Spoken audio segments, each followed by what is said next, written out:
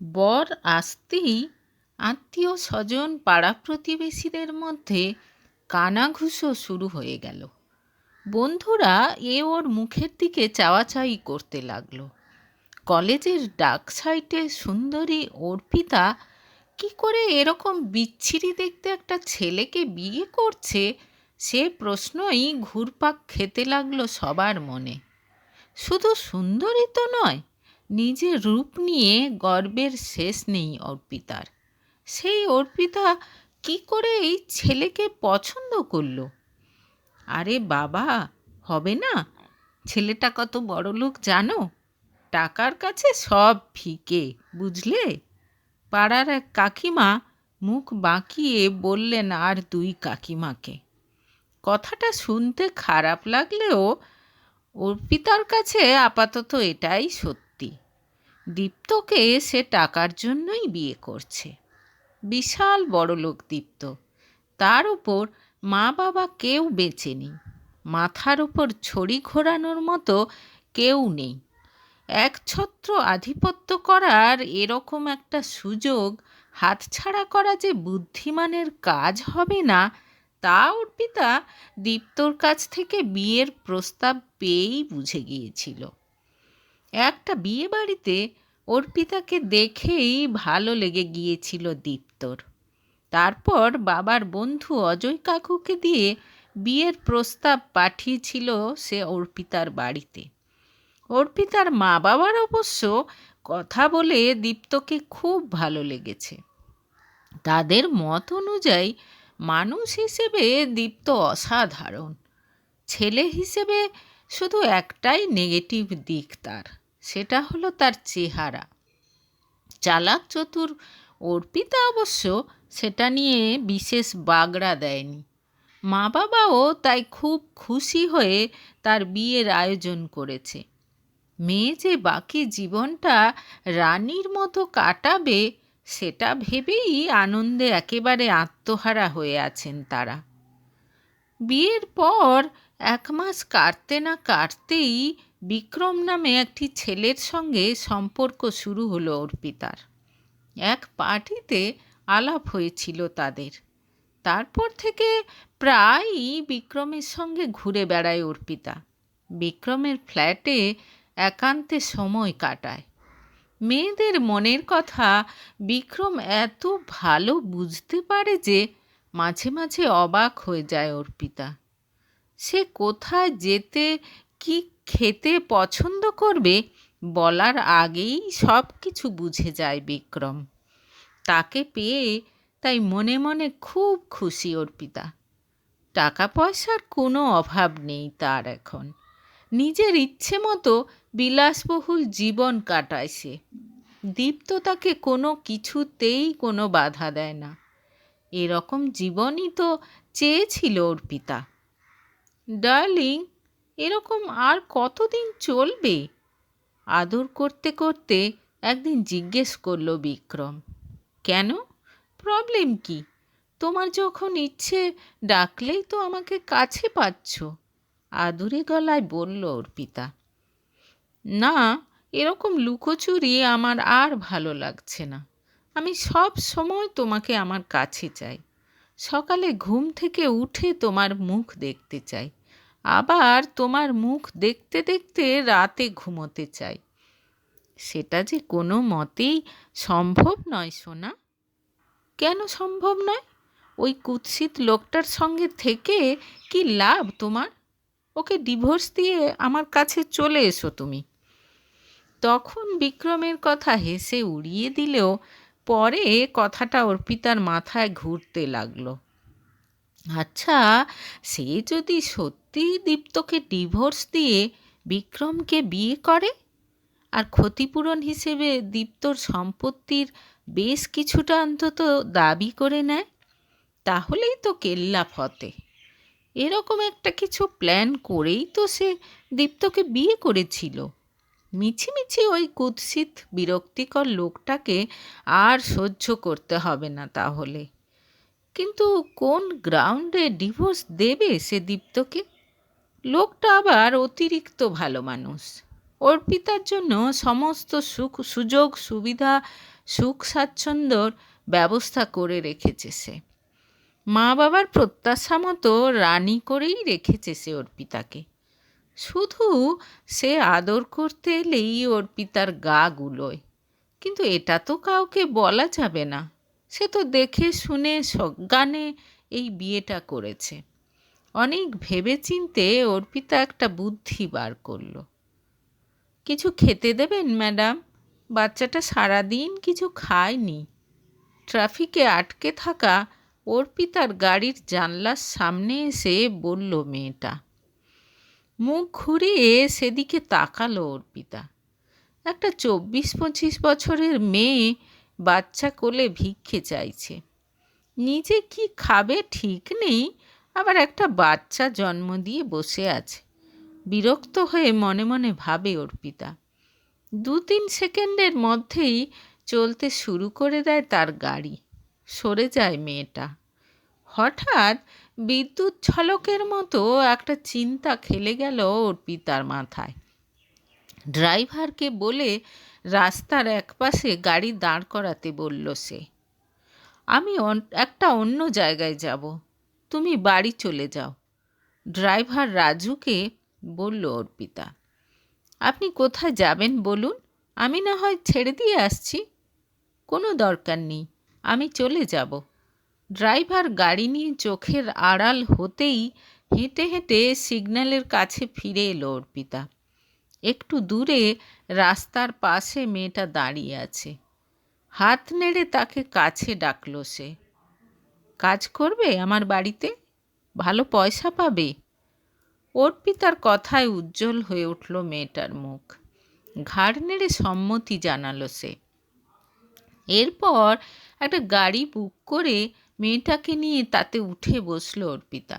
রাস্তায় যেতে যেতে মেয়েটাকে কি করতে হবে সংক্ষেপে জানিয়ে দিল সে। প্রথমে কাজের ব্যাপারে শুনে খানিকটা অবাক হলেও টাকার পরিমাণ শুনে শেষ পর্যন্ত রাজি হয়ে গেল মেয়েটা। এই দেখো, এ হলো আমার বন্ধু সুলগ্নার দূর সম্পর্কের বোন মিনি। ওর হাজব্যান্ড হঠাৎ করে ওকে ছেড়ে চলে গেছে।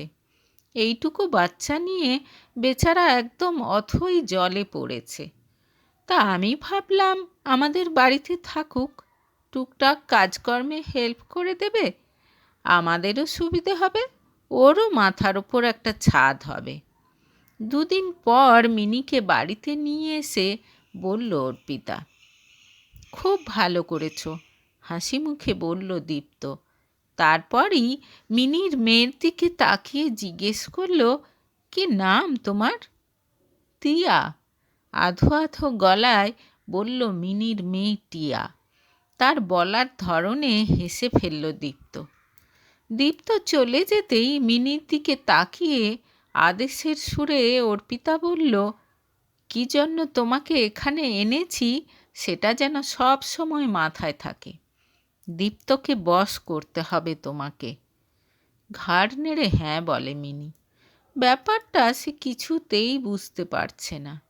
কোন স্ত্রী চায় যে তার স্বামী অন্য মেয়ের সঙ্গে সম্পর্ক করুক, অথচ তাকে পয়সা দিয়ে শুধু এই কাজের জন্যই এনেছে এই দিদিমণি।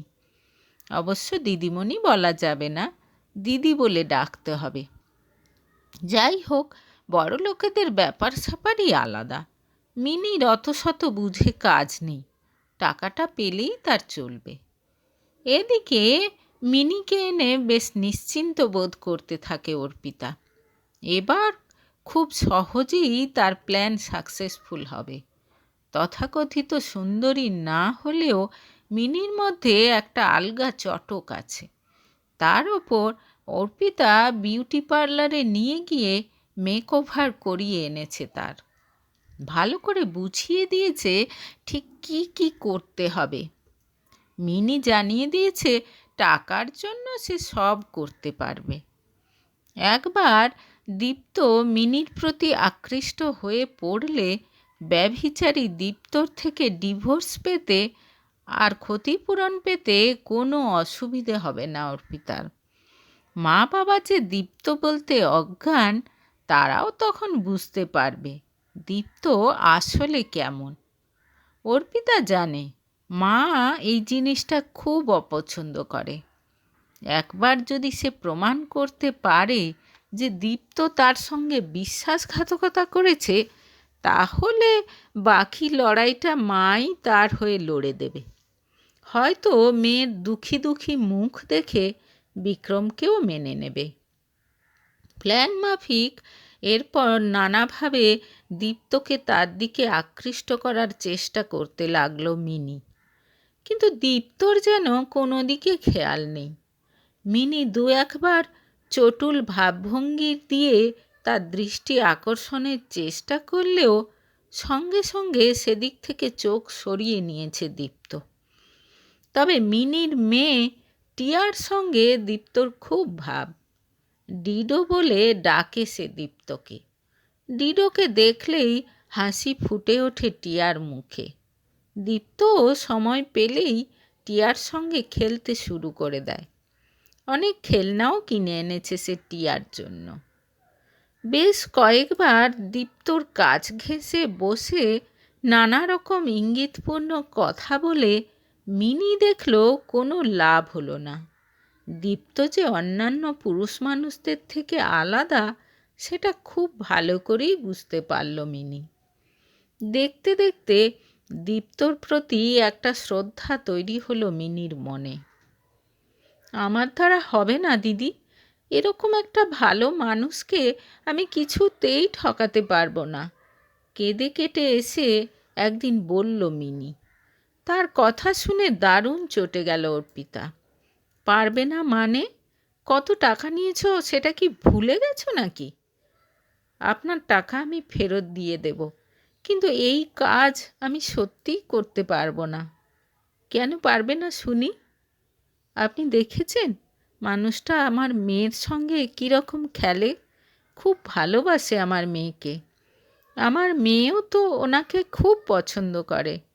এরকম একটা মানুষকে আপনিও যে কেন দুঃখ দিতে চাইছেন, বেজার মুখে বলল মিনি। এবার কিন্তু তুমি বাড়াবাড়ি শুরু করেছ। আমার কথা না শুনলে আমি কিন্তু তোমাকে মিথ্যে চুরির দায়ে ফাঁসিয়ে দেব। তখন অনাথ আশ্রমে বড় হবে তোমার মেয়ে। চোখ বড় বড় করে বলল অর্পিতা। এবার সত্যিই ভয় পেয়ে গেল মিনি। এরা বড় লোক, চাইলে এরা যা খুশি করতে পারে। সত্যি যদি তাকে চুরির অপরাধে জেলে ভরে দেয় তো তার মেয়েটার কি হবে তাহলে? কাঁদো কাঁদো মুখে চুপচাপ কিছুক্ষণ দাঁড়িয়ে থেকে সে বলল, আমি তো অনেক চেষ্টা করেছি, উনি তো কোনো সাড়াই দেন না। ঠিক আছে, একটা কাজ করো, এটা করে দিতে পারলেই তোমার ছুটি। বলে মিনিকে কি করতে হবে বুঝিয়ে দেয় অর্পিতা। বাধ্য হয়ে তার কথাতে রাজি হয় মিনি। দুদিন পর রাতে ডিনার খেয়ে অসম্ভব ঘুম পেতে থাকে দীপ্তর। মাথাটাও যেন কাজ করছে না। কোনো মতে খাওয়া শেষ করে বিছানায় পড়েই ঘুমের অতলে তলিয়ে গেল সে। আর সেই সুযোগে তার গা ঘেঁষে শুয়ে পড়ল মিনি, পরনে তার স্বল্প পোশাক। এরপর নানা রকম পোজে তার আর ঘুমন্ত দীপ্তর ফটো তুলল অর্পিতা। পরদিন অফিস থেকে ফিরে টিয়াকে দেখতে না পেয়ে অস্থির হয়ে উঠল দীপ্ত। অর্পিতাকে ডেকে তার খবর জিজ্ঞেস করল। এই কদিন সে অফিস থেকে ফিরলেই ডিডো ডিডো করে ছুটে আসতো বাচ্চা মেয়েটা। দীপ্তর কাছেও সেটা একটা অভ্যেসে পরিণত হয়ে গিয়েছিল। মিনির বর ফিরে এসেছে, আজই ফোন করেছিল মিনিকে। এতদিনে মেয়ে আর বউয়ের প্রতি দরদ উথলে উঠেছে তার। আবার নাকি সে এদের সঙ্গেই থাকবে। ফোন পেয়েই তাই ছুটেছে মিনি, নির্বিকার গলায় জানালো অর্পিতা। কথাটা শুনে দীর্ঘ নিঃশ্বাস ফেলল দীপ্ত। সে নিজেও বোঝেনি যে টিয়ার প্রতি এত টান তৈরি হয়ে গিয়েছিল তার। কেমন যেন ফাঁকা ফাঁকা লাগে চারদিকটা। এদিকে রাতে নিজের কুঁড়ে ঘরে শুয়ে শুয়ে কিছুতেই ঘুম আসে না মিনির। মেয়েটা অনেকবার ডিডোর কথা জিজ্ঞেস করেছে। মিনিরও বারবার দীপ্তর কথা মনে পড়ছে। মানুষটা সত্যিই কত ভালো। এরকম একটা মানুষকে সে ঠকালো। সরাসরি না হলেও অর্পিতার মতো একটা বদমাইশ মেয়েকে সেই কাজে মদত তো দিয়েছে। ভাবতে ভাবতে চোখ দিয়ে দুফোঁটা জল গড়িয়ে পড়ে মিনির। হঠাৎ খুব আফসোস হতে লাগলো তার। সে তো চাইলেই এটা আটকাতে পারত। কেন সে দীপ্তকে সত্যিটা জানিয়ে দিল না? শুধু কয়েকটা টাকার জন্য? এবার তো তার আর দীপ্তর ওই ফটোগুলো নিয়ে যা খুশি করবে অর্পিতা। নিরীহ ভালো মানুষটাকে না জানি কত লজ্জায় পড়তে হবে তার জন্য। তার সমস্ত সম্মান ধুলোয় মিশে যাবে। আতঙ্কে অধীর হয়ে বিছানার ওপর উঠে বসল মিনি।